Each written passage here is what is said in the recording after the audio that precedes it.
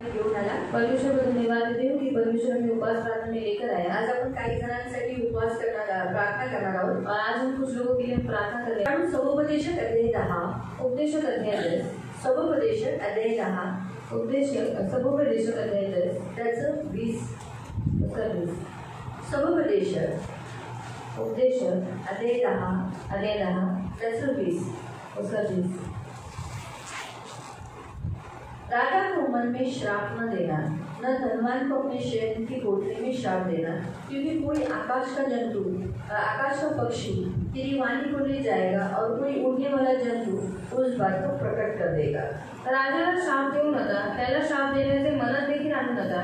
श्रीमंत माणसालाही कधी अपशब्द बोलू नका, कारण एखादा छोटासा पक्षी तुम्ही काय बोलला ते त्यांना सांगेल। आमेन। तिथे देवाचं वचन काय सांगतं, यहाँ पर प्रभु का वचन क्या कहता है, जेव्हा तुम्ही घरात असता, जब आप घर में रहते, सांभाळून बोला, संभल बात करा। काय बोलतात ह्याच्यावर तुमच्या घरात जंतू म्हणजे पक्षी यायचं नाही यायचं हे तुमच्या बोलण्यावर अवलंबून असतं। और आपके घर में पक्षी आना या फिर नहीं आना ये आपकी बातचीत के ऊपर रहता है। इथे लिहिले आकाशातला पक्षी ऐकेल आणि तो प्रकट करेल, और यहाँ पर लिखा है आकाश का पक्षी सुन लेगा वो बात को प्रकट करेगा। उडणारा जंतू काय करेल, तो ऐकेल आणि तुम्ही ज्या बेडरूम मध्ये तुमच्या घरामध्ये ज्या काही गोष्टी बोलल्या कोणत्या गोष्टी लिहिली, कोणत्या गोष्टी लिहिल्या, खास करून नकारात्मक श्रापाच्या गोष्टी बोलल्या त्या ऐकल्यावर ते काय करतील, तुमच्या त्या नकारात्मक गोष्टी श्रापाच्या गोष्टी वाईट गोष्टी प्रकट करतील। और उड़ने वाला जंतु क्या करेगा, आप घर में जो कुछ बातचीत करें, कौन सी बातचीत श्राप की या फिर कुछ बुरी बातचीत करते हैं उस बातों को प्रकट करेगा। बाइबल आपल्याला सांगतं, तुम्ही जर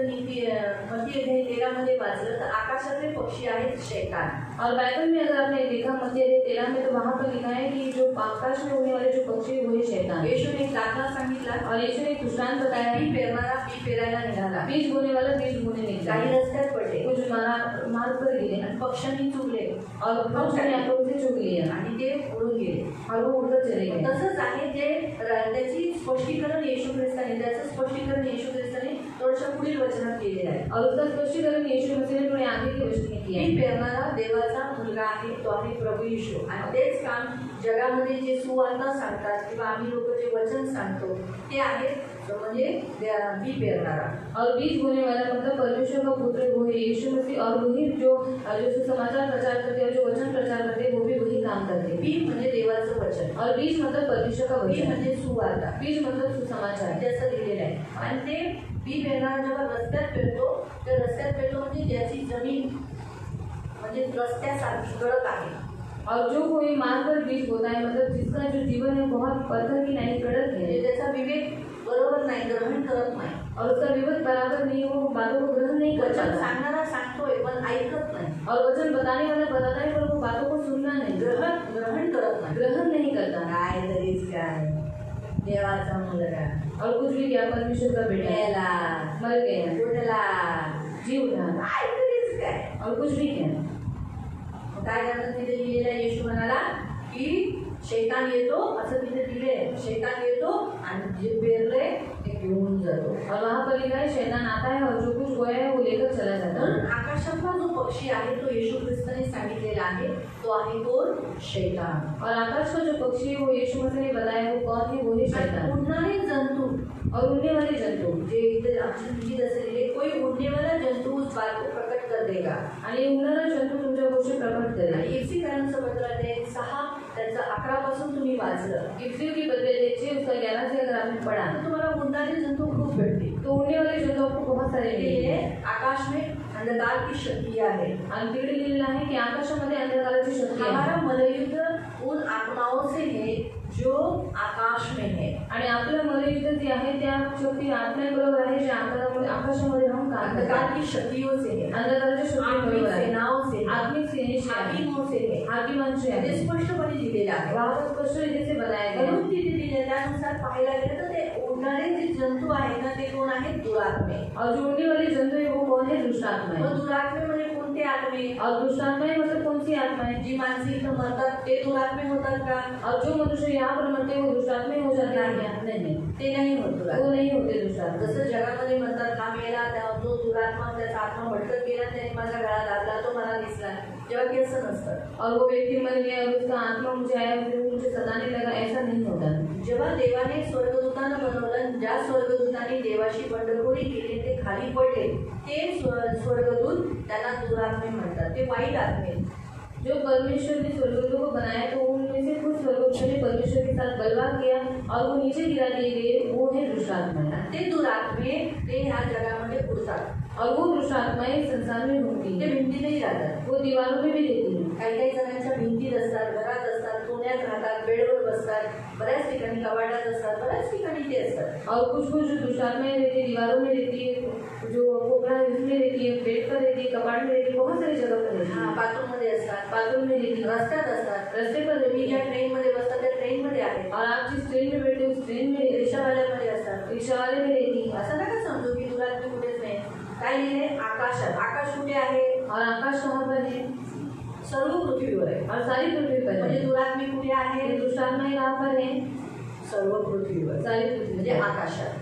मतलब आकाश आणि में। ते कधी घरात येतात? और वो कब घर में आते ट्रेन मध्ये हैं? कधी येतात? ट्रेन में कब आती हैं? जेव्हा जिथं आपण श्राप देतो, और जब जहाँ पर हम श्राप देते हैं, जिथं माणूस नकारात्मक शब्द बोलतो, शिव्या, श्राप, कुणाबद्दल वाईट अपशब्द बोलतो, त्यांना इन्व्हिटेशन मिळतात। आहा, मला इन्व्हिटेशन दिलं, आमंत्रण दिलं। आपण कसं कधी कधी आपण जात नाही, आपल्याला आमंत्रण दिलं तरी लग्नाला आपण जात नाही, पण हे कसे? हे असे आत्मे, त्यांना जसं तुम्ही नकारात्मक घरात शब्द बोलता त्यांना लगेच ते तुरंत येतात। और कभी कभी हम लोग को शादी पर बुलाते तभी हम लोग कभी कभी जाते नहीं है, पर ये दुष्ट आत्माएं ऐसी है जब आप नकारात्मक शब्द बोलते हो तुरंत आपके घर में आ जाते हैं। परत ज्या ज्या घरामध्ये कुणाच्या विरुद्ध, म्हणजे इतर लिहिले कुणाच्या विरुद्ध? राजाच्या विरुद्ध। और किसके विरोध में? राजा के विरोध में। तर राजा कोण आहे? तो राजा कौन है? हा, देव आहे। देव राजे आहेत आणि देवाने आपल्याला राजे बनवले। और परमेश्वर राजा है और परमेश्वर ने हमें राजा बनाया है। पुन्हा सांगते, दोन राजे आहेत। फिर से बताती हूँ, दो राजा हैं। एक राजा जो देव आहे, जो परमेश्वर है, त्याच्याशिवाय दुसरा राजा नाही। और उसके अलावा दूसरा कोई राजा नहीं। आणि आपण देवाने आपल्याला या पृथ्वीवर राजे म्हणून निवडले, परमेश्वर ने हमें इस पृथ्वी के ऊपर राजा बोलकर चुना है। म्हणून जेव्हा आपण देवाच्या विरुद्ध बोलतो इससे जब हम परमेश्वर के विरोध में बात करते आणि हैं कोणत्या ख्रिस्ती लोकांच्या विरुद्ध बोलतो, और किसी मसीह लोगों के विरोध में बात करते हैं, नकारात्मक बोलतो, नकारात्मक बोलते काही हैं, चुकीच्या गोष्टी बोलतो, कुछ गलत बातों को बोलते हैं, त्यावेळेला। आणि दुसरं आहे धनवान। और दूसरा है धनवान। कोण आहे धनवान? और धनवान कौन है?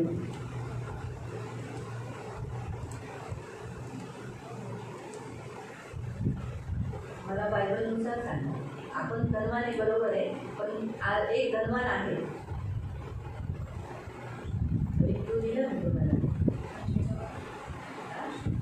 हाँ, यीशु मसीह। बाइबल कहता है प्रभु यीशु धनी होने के बावजूद भी, धनवान होने के बावजूद भी हमारे लिए वो क्या हो गया? कंगाल हो गया। और उसके कंगाल होने जाने से हम क्या हुए? धनी हो गए। और अगर आप वही वचन, इसी वचन को, ये तो करंतियों की पत्री अध्याय 8वें अध्याय में और 9वें अध्याय में अगर आप पढ़ोगे तो हम बीज, परमेश्वर बोने वाले को बीज देता है और वो जब बोता है तो परमेश्वर उसके द्वारा बोता है, धन्यवाद करने वाला धनवान बनाता है। बाइबल में वहाँ लिखा है धनवान बनाता है। आणि करंती ग्रंथ 8 मध्ये दिलेलं आहे की देव श्रीमंत होतो, तो आपल्यासाठी गरीब झाला की आपण त्याच्यामध्ये श्रीमंत व्हावं, आणि तो गरीब झाला म्हणून आपण सर्वजण श्रीमंत झालो। आणि 9व्या अध्यायामध्ये दिलेलं आहे की देव बी पेरणाऱ्याला बीज देतो की त्याच्या बी पेरल्याच्या द्वारे धन्यवाद रूपी बलिदान अजून व्हावं आणि तो धनवान व्हावा आणि तो श्रीमंत हे व्हावा। वचन मी देते तुम्हाला, म्हणून तुम्हाला कळेल।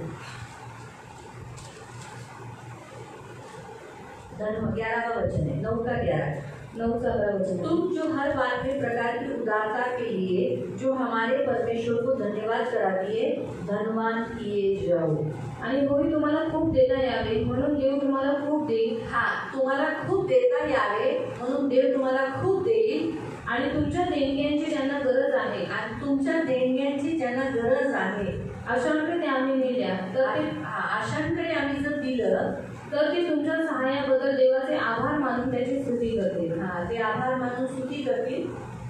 म्हणजे तुमच्या देणग्यांमुळे 2 गोष्टी घडतात। 2 गोष्टी होतील। तुम्ही जेव्हा देणग्या देता, तुम्ही जेव्हा ऑफरिंग देता, देवाला देता, त्यावेळेला एक गरजू लोकांना सहाय्य होते, गरजू लोकांना मदत होते, व दुसरी ते देवाच्या उपकारस्तुतीने ओसंडून वाहू लागतात। हा, ओसांडून म्हणजे मग तुम्ही धनवान होता। माहिती पडलं. याचं ट्रान्सलेशन खूप छान आहे प्रभूच्या दयेने, पण हिंदीमध्ये लिहिलेलं आहे धनवान. तर सांगायचं उद्देश, जेव्हा आपण ख्रिस्ताच्या विरुद्ध आणि ख्रिस्ती व्यक्तींच्या विरुद्ध काय करतो, जेव्हा आपल्या शयनमध्ये म्हणजे आपल्या बेडरूममध्ये आपण जेव्हा बोलतो, त्यांच्या विरुद्ध बोलतो, जब हम परमेश्वर के विरोध में या फिर मसीह लोगों के विरोध में कुछ हमारे बेडरूम में कुछ हम बातें करते हैं, त्यावेळेला अशा आकाशातल्या जंतूंना काय करावं लागतं, अशा त्यांना इन्व्हिटेशन भेटतं, ते येतात आपल्या घरामध्ये वावरतात आणि आपल्या गुप्त गोष्टी ऐकतात. और फिर आकाश के जो जंतु हैं उनको भी बाद में इन्विटेशन किया जाता है, तो हमारे घर में घुसती है और फिर हमारे घर में घूमने लगती है. ख्रिस्ती लोकांच्या घरात देवाने का सांगितलं प्रार्थना करायला, और मसीह लोगों के घर में परमेश्वर ने क्यों बोला है प्रार्थना का करने? चांगल्या चांगल्या गोष्टी करायला सांगितलं, क्यों अच्छी अच्छी बातें करने के लिए बोला? भांडायचं नाही का सांगितलं, झगड़ा नहीं करना है, सब शिव्या द्यायच्या नाही का सांगितलं, गाली नहीं देना है क्यों बोला? एक दुसऱ्यांचा अपमान करायचा नाही, ऐकायचं हा एक दुसऱ्या मनीषा एक दुसऱ्यांचा अपमान करायचा नाही असं का सांगितलं, और एक दूसरे का अपमान नहीं करना है ऐसा क्यों बोला है? त्यासाठी सांगितलेलं आहे. और इसलिए बताया है कारण जेव्हा तुम्ही घरामध्ये अशा चांगल्या गोष्टी करता, तुम्ही जेव्हा प्रार्थना करता, एकमेकांची स्तुती करता, एकमेकांबद्दल आदर देता, एकमेकांची वाहवा करता, तर तुमच्या भिंतीमध्ये कुशलता राहते. म्हणजे तुमच्या भिंतीत ते भूत लपत नाही. ती जी भूत ज्याला आपल्या भाषा मराठीमध्ये ज्याला आपण दृष्टात्मे म्हणतो, दुरात्मे म्हणतो, ते त्यांना आपल्या भाषेत भूत म्हणतात. ती भूत ह्याच्यात घुसत नाही.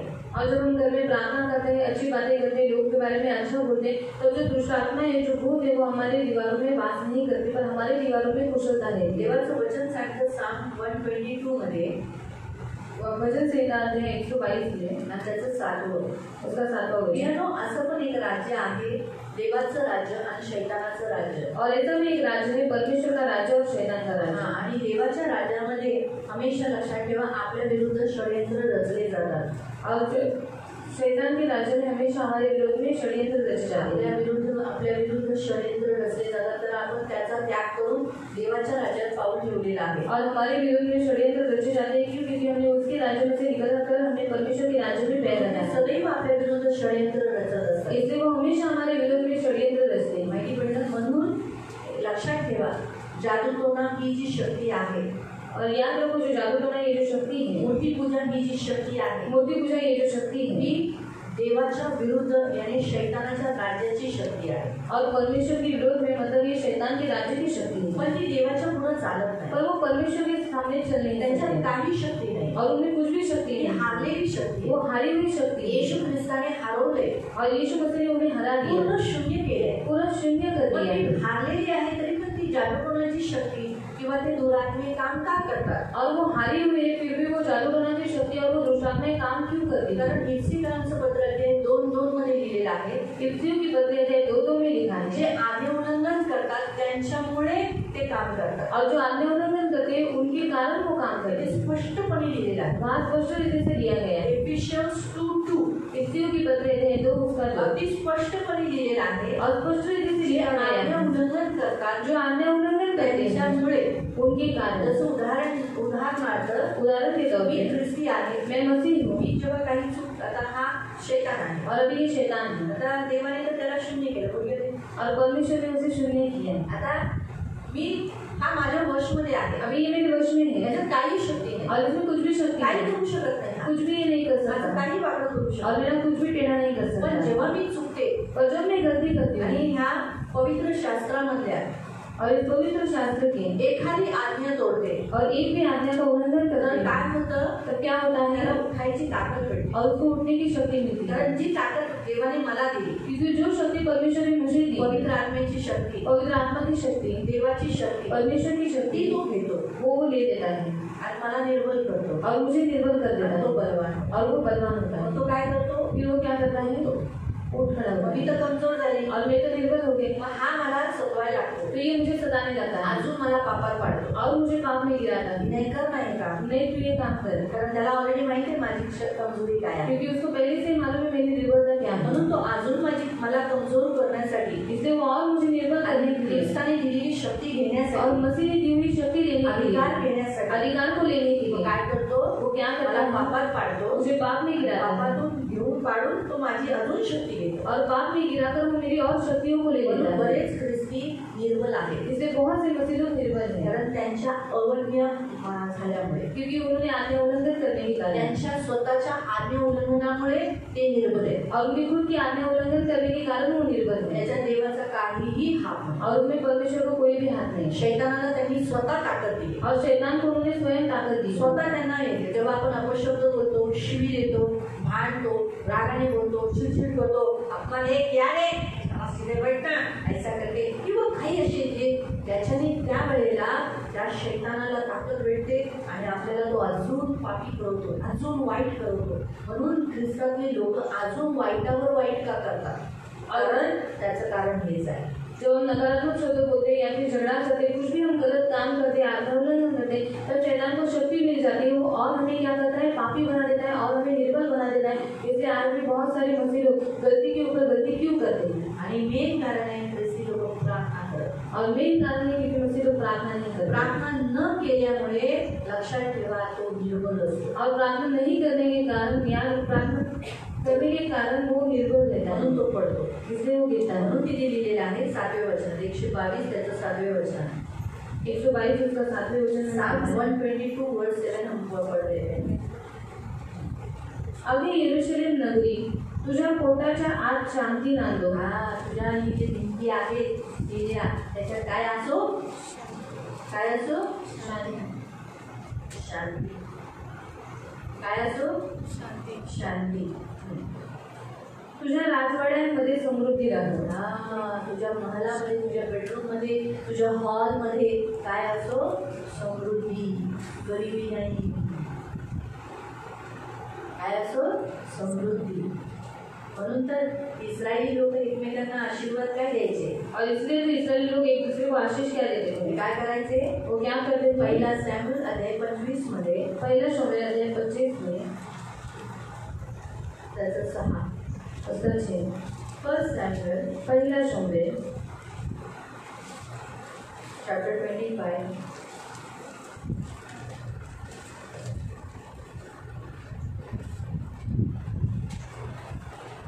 आणि त्याचं 6 25:6. देव तुझा व तुझ्या घराण्याचा उत्कर्ष करो. तू चिरंजीवी रहे, तेरा और तेरे घराने का कल्याण हो, तुझे ऊंचा करे और तुझे बढ़ाए. आणि तुझ्या जवळ जे आहे ते बहुगुणित करो. जो कुछ तेरे पास है उसे और बढ़ाए. असे ते एकमेकांना अभिवादन करायचे. आपण कसं करतो, प्रेज द लॉर्ड बोलतो ना एकमेकांना. और जैसे वो एक दूसरे को प्रेज कर रहा है. प्रेज द लॉर्ड बोलल्यानंतर ते एकमेकांना असे अभिवादन करायचे. और प्रेज द लॉर्ड बोलने के बाद एक दूसरे को ऐसा अभिवादन करते थे. काय बोललं, तुझ्या घराचं कल्याण, तुझ्या भिंतीमध्ये तुझ्याकडे जे काही आहे त्याचं उत्कर्ष हो. और तेरे घर में शांति और तेरे घर में जो कुछ है वो समृद्धि मिले. म्हणून प्रियानो लक्षात ठेवा, शैतानाच्या राज्यातले जे दुरात्मे आहेत, दुष्टात्मे आहेत, ते आपले वैरी आहेत. त्यामुळे ते घरात वावरतात आणि घरामध्ये एकमेकांना पिन मारतात, भांडण लावतात. और जो दुष्ट आत्मा है वो हमारे दुश्मन है और वो हमारे घर में क्या करते हैं, झगड़ा लगाने का काम करते हैं. एक दूसरे को पिन मारते कि हम झगड़ा करें. ते आपल्या विरुद्ध असतात, वो हमारे विरोध में रहते, आपल्याला भडकवतात, हमें भड़काती. अशा लोकांना समोर आणतात ज्याच्याद्वारे आपला राग भडकेल. और ऐसे लोगों को सामने लेकर आते हैं जिसके कारण हमारा गुस्सा बढ़ अशा जाएगा. गोष्टी करवतील की त्या व्यक्तीच्या द्वारे आपल्याला त्रास होईल, राग येईल. और ऐसी बातों को करवाएगा कि उसके कारण हमें बहुत तकलीफ होगी और हमें बहुत गुस्सा आएगा. राग येईल, गुस्सा आएगा. परंतु त्या व्यक्तीच्या द्वारे, आता बघा, तुम्ही एखादा तुमचा बाजूवाला, तुमचा शेजारी अविश्वासी चर्चमध्ये येत नाही, जर तो भांडला किंवा रागवला किंवा कचरा तुमच्या दरवाजाच्या पुढे टाकला तर तुम्ही नाही चिडणार, नाही भांडणार. पण जेव्हा एखादा ख्रिस्ती जो तुमच्याच मंडळीचा आहे, तुमच्याच चर्चचा आहे आणि तो पण हेच वचन ऐकतो, एवढ्या वर्षापासून इथे येऊन सुद्धा, आणि तो जेव्हा चुकीचा वागतो त्यावेळेला तुम्हाला राग येतो, वाईट वाटतं आणि तुम्ही विचार करता, कसला बाबा बाई, कसली बाई माणूस आहे हा, एवढं वचन ऐकून सुद्धा असं करते, असा करतो. और आपके पड़ोस का जो आपके पड़ोस का व्यक्ति है वो आपसे झगड़ा करता है, आपके दरवाजे पे आकर कचरा डाल के जाता है, तो भी आपको कुछ फर्क नहीं पड़ता, आपको गुस्सा नहीं आता. और अगर जो मसीह व्यक्ति है जो यहीं पर आता है, वचन सुनता है, अगर वो आपके साथ बुरा बर्ताव करता है तो आपको गुस्सा आता है और बुरा भी लगता है. लक्षात ठेवा, जेव्हा ख्रिस्ती व्यक्ती प्रार्थना करत नाही, तुमच्या घरातला एखादा ख्रिस्ती प्रार्थना करत नाही, तुम्हाला वाईट वाटतं. जब आपका घर का कोई व्यक्ति जो मसीह व्यक्ति जो प्रार्थना नहीं करता तब आपको बुरा लगता है, आपको गुस्सा आता है. राग यायची इच्छा होते. और ऐसा आपको लगता है कि आप उसके ऊपर गुस्सा करें, आप उसके साथ झगड़ा करें. जेव्हा तुमच्या घराचा व्यक्ती ख्रिस्ती व्यक्ती सतत मोबाईलमध्ये असतो किंवा व्यर्थ टाइमपास करतो तर तुम्हाला राग येतो. जब आपका घर का व्यक्ति हमेशा मोबाइल में रहता है और हमेशा वो बुरा बर्ताव करता है तो आपको गुस्सा आता है. त्याचा अर्थ आहे घरामध्ये ती आत्मा वावरते, तुमच्या घरात जो निर्बल आहे त्याला ती पकडलेली आहे. और उसका अर्थ ऐसा है आपके घर में वो आत्मा घूम रही है और आपके घर में जो निर्बल है उसने उसको पकड़ लिया है. आली कशी? और वो आई कैसे? हा वचनाने. इस वचन में से म्हणजे तुमच्या घरात कुठेतरी राजाला आणि येशू ख्रिस्ताला न आवडणाऱ्या गोष्टी झालेल्या आहेत. और आपके घर में कहीं ना कहीं राजा को यीशु मसीह को जो बातें अच्छी नहीं लगती वो बातें हुई है. तुम्ही नक्की नकारात्मक काही ना काहीतरी असे शब्द बोललात. और आपने जरूर कुछ नकारात्मक ऐसे शब्द बोले, अशा काहीतरी गोष्टी बोलल्या ज्याच्यामुळे त्यांना इन्व्हिटेशन मिळालेलं आहे. और ऐसे कुछ बातों को बोला है जिसके कारण उनको इन्विटेशन मिला है. म्हणून प्रियानो आज आपण प्रार्थना करू. इसलिए आज हम प्रार्थना करेंगे आपल्या स्वतःसाठी, आपल्या घरासाठी और हमारे खुद के लिए, हमारे घर के लिए. सर्वात पहिला आपण दुसऱ्यांसाठी प्रार्थना करायला. और सबसे पहले हम दूसरों के लिए प्रार्थना करना. आपण पहिला आपल्यासाठी सबसे पहले हम खुद के लिए प्रार्थना करना. आपल्यामध्ये खरंच असे जंतू आहेत और हमारे अंदर सच में ऐसे जंतु असे हैं, पक्षी आहेत, ऐसे पक्षी हैं जे देवाच्या वचनाचा विरोध करतात, जो परमेश्वर के वचन का विरोध करते हैं, देवाबद्दल विरोध करतात, परमेश्वर का विरोध करते हैं, एकमेकांबद्दल बोलतात, एक दूसरे के बारे में बात करते हैं, एकमेकांबद्दल चाळ्या लावतात. एक दूसरे के बारे में चुगली लगाते हैं. हो मनुष्याने असं तुझ्याबद्दल केलं, अगं वैशालीने तुझ्याबद्दल असं केलं, तिने असं केलं, अगो बरोबर असं केलं. हे अशा गोष्टी आपण एकमेकांना बोलतो.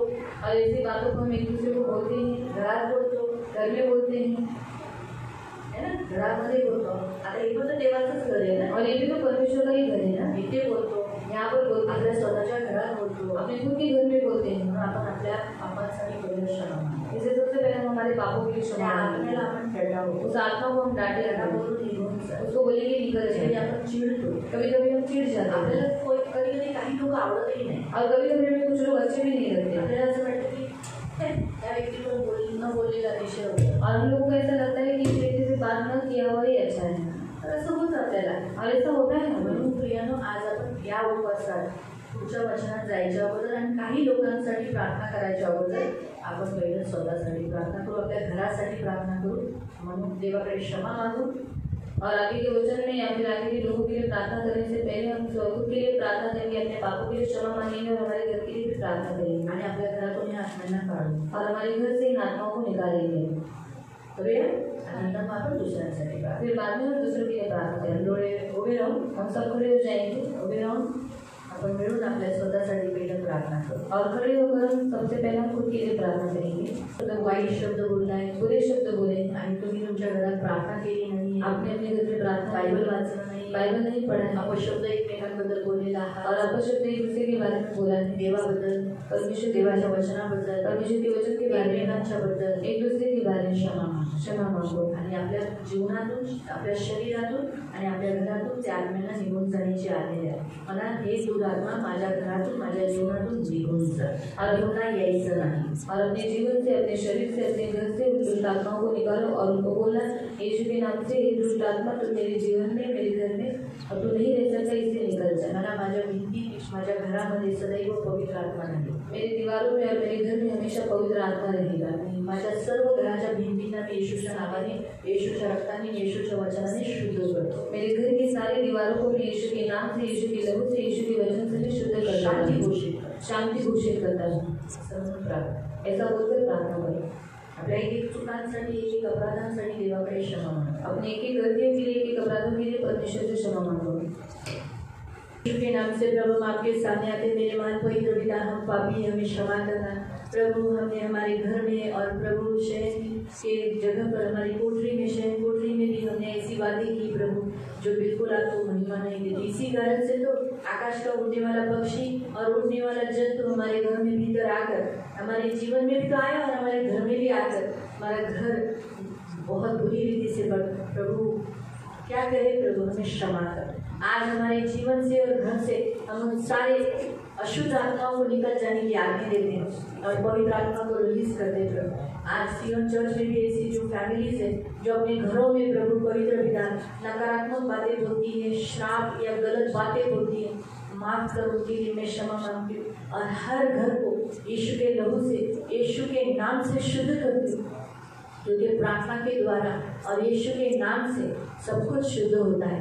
इसलिए सियोन चर्च में आने वाले हर एक व्यक्ति का जीवन, हर एक व्यक्ति का घर मैं यीशु के नाम से और यीशु के लहू से शुद्ध करती हूँ। और हर एक उड़ने वाले जंतु को, हर एक दुरात्माओं को घर में, एक एक के घर में वास करती है, उनको निकल जाने की आज्ञा दी और हर एक का घर शुद्ध और पवित्र कर देते हैं। धन्यवाद प्रभु, आप महान दयालु कृपालु। हम सब पर यीशु का डोर लगाते हैं, सबके घर की दीवारों को प्रभु यीशु का लहू लगाकर शांति घोषित करते हैं। जो कुछ इनका है उसमें ये फलवान हो, बड़े बहुमत हो, यह हमारी प्रार्थना है। धन्यवाद देते इनके घर में शांति, इनके जीवन में शांति। प्रभु जहाँ शांति वहाँ श्राप नहीं रह सकता, जहाँ शांति है वहाँ प्रभु बुराई और अशुद्धता रह नहीं सकती। प्रभु ये हमारा विश्वास है। इसलिए तो आपने कहा हर घर में जब तुम प्रवेश करो तो सबसे पहले कहना इस घर में शांति हो। तो मैं आज यीशु के नाम से इन सबके जीवन में, मन में और हृदय में और इनके घर में मसीह की शांति लेते रहते हैं यीशु के नाम से पिता। और उसी रीति से प्रभु सियोन चर्च में जितने फैमिलीज है, जितने लोग हैं प्रभु, उनके हृदय में, मन में और प्रभु पवित्र पिता उनके घर में मसीह की शांति घोषित। धन्यवाद प्रभु यीशु के नाम से, आमीन। Praise the Lord.